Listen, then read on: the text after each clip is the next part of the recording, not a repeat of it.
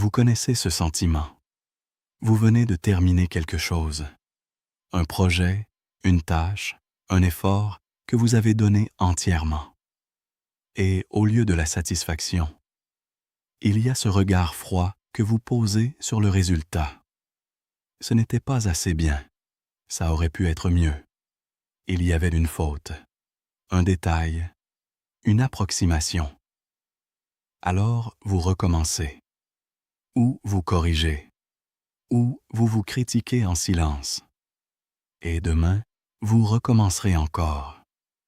Pas parce que vous êtes incompétent, justement parce que vous ne l'êtes pas, parce que vous voyez ce que les autres ne voient pas, parce que vous savez ce que ça pourrait être.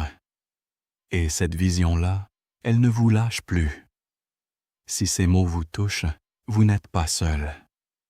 Et ce que vous portez a un nom. Aujourd'hui, nous allons regarder cette exigence en face. Pas pour la supprimer, elle est peut-être l'une de vos forces les plus profondes. Mais pour comprendre à quel moment elle cesse d'être une vertu et commence à devenir une prison. Le perfectionnisme se présente rarement tel qu'il est. Il porte des masques. Et chacun de ces masques a l'air d'une qualité.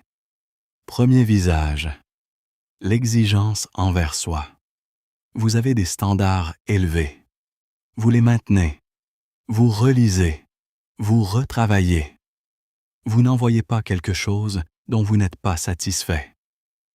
Aux yeux du monde, c'est du sérieux, de la rigueur, de la conscience professionnelle. Mais, à l'intérieur, c'est un juge qui ne prend jamais de vacances. Une voix qui dit toujours « pas encore, pas assez, pas bien ». Et cette voix ne se tait pas le soir. Elle ne s'arrête pas le week-end.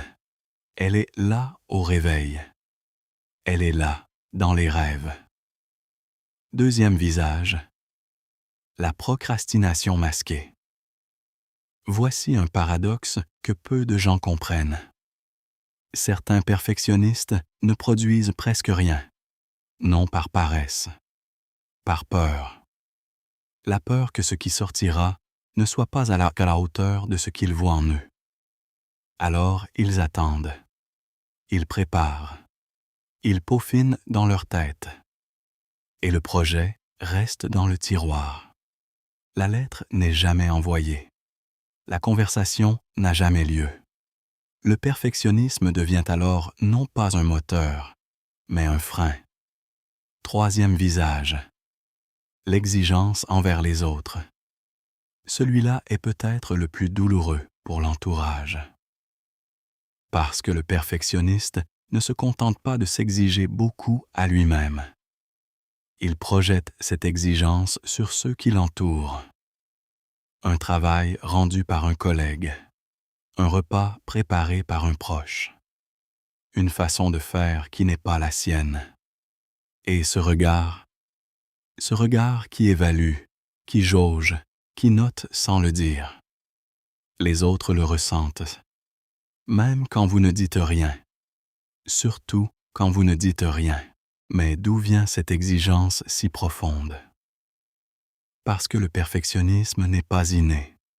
Il ne tombe pas du ciel. Il s'apprend. Et il s'apprend très tôt. Pour beaucoup, il commence dans l'enfance. Un parent qui valorisait les résultats plus que les efforts. Des compliments rares et conditionnels. Tu as eu 19 sur 20. Et le 20e point? Ce message, répété assez souvent, grave quelque chose dans l'esprit d'un enfant. L'amour est lié à la performance. Je suis aimé quand je réussis. Donc, je dois toujours réussir. Et l'adulte que vous êtes devenu porte encore cet enfant en lui. Celui qui vérifie 2 fois, qui relit 3 fois, qui ne peut pas dire c'est bien comme ça. Mais voici ce que les philosophes stoïciens avaient de compris bien avant nous. Le problème n'est pas l'exigence en elle-même. Le problème est de confondre ce que vous faites avec ce que vous valez. Épictète l'écrivait dans ses entretiens. Ce qui nous trouble, ce ne sont pas les choses, mais les jugements que nous portons sur les choses. Vous ne souffrez pas parce que vous avez fait une erreur. Vous souffrez parce que vous avez décidé que cette erreur dit quelque chose sur votre valeur. Et cette décision-là, vous pouvez la remettre en question. Marc Aurèle était empereur, l'homme le plus puissant du monde connu de son époque. Et ses journaux intimes, les pensées, sont remplis d'une chose surprenante. Des rappels à lui-même, des corrections, des exhortations. Fais mieux demain. Tu t'es laissé emporter. Tu n'as pas été à la hauteur de tes principes. On pourrait y lire du perfectionnisme. Mais regardez comment il conclut, presque toujours. Non par l'autoflagellation, non par la honte. Par cette phrase qu'il se répète comme un ancrage. Tu as la nature humaine. Reviens. Recommence. C'est suffisant. Ce que Marc Aurèle avait compris, c'est la distinction entre deux types d'exigences. La première exigence est tournée vers le passé. Elle regarde ce qui a été fait, ce qui aurait pu être mieux, ce qui a manqué. Elle est stérile. Elle consume sans construire. C'est la tyrannie. La deuxième exigence est tournée vers l'action présente. Elle dit « Maintenant, avec ce que j'ai, que puis-je faire de mieux ?» Elle ne juge pas. Elle oriente. C'est la vertu. Les moines bouddhistes zen ont une expression pour cela. Shoshin. L'esprit du débutant. L'idée que le maître véritable n'arrive jamais avec la certitude d'avoir tout compris. Il arrive avec la curiosité de celui qui commence. Et dans cette curiosité, il n'y a pas de place pour la honte. Il n'y a que de la place pour l'apprentissage. Alors vous avez devant vous deux chemins. Le premier chemin, vous le connaissez déjà. C'est celui que vous prenez depuis des années. Travaillez plus pour compenser le sentiment de ne pas être assez. Vous corrigez avant que les autres ne vous corrigent. Anticipez les critiques en vous critiquant vous-même d'abord. Ce chemin a ses résultats.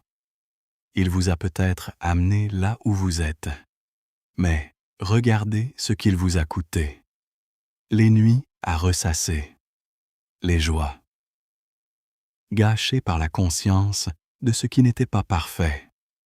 Les relations abîmées par une exigence que l'autre ne pouvait pas toujours satisfaire. La fatigue profonde d'un juge intérieur qui ne dormait jamais. Le deuxième chemin est plus étroit, plus difficile au début, parce qu'il demande quelque chose que le perfectionniste redoute par-dessus tout. Accepter que suffisant soit suffisant, non pas comme une capitulation, non pas comme un abandon de vos valeurs, mais comme une reconnaissance que vous êtes un être humain. Que l'imperfection n'est pas un défaut de fabrication. C'est la condition même du vivant. Une fleur qui pousse dans les fissures d'un mur n'est pas imparfaite. Elle est exactement ce qu'elle doit être, dans les conditions qui sont les siennes. Vous aussi. Alors ce soir, si vous vous retrouvez à corriger quelque chose pour la troisième fois, si vous entendez cette voix qui dit « pas encore », « pas assez », « pas bien », posez-vous une seule question. Est-ce que cette correction va changer quelque chose de réel pour quelqu'un? Ou est-ce que je cherche à satisfaire un juge intérieur que rien ne satisfera jamais? Parce que le perfectionnisme non examiné ne disparaît pas avec l'âge. Il s'affine. Il trouve de nouvelles formes, de nouveaux objets. Mais le perfectionnisme examiné peut devenir autre chose. Il peut devenir cette qualité rare que les stoïciens appelaient l'excellence sans attachement. Faire bien, non pas pour prouver qu'on est bien, mais parce que bien faire est en soi une façon d'habiter le monde avec intégrité. La tyrannie du parfait ne disparaît pas du jour au lendemain, mais elle commence à reculer le jour où vous lui posez la bonne question. Pas « suis-je assez bien ?» mais « est-ce que je fais de mon mieux avec ce que j'ai maintenant ?» Ces deux questions mènent à des vies très différentes. Dans la prochaine vidéo, nous parlerons de la culpabilité apprise. Pourquoi nous portons des fautes qui ne sont pas les nôtres et comment commencer à les déposer?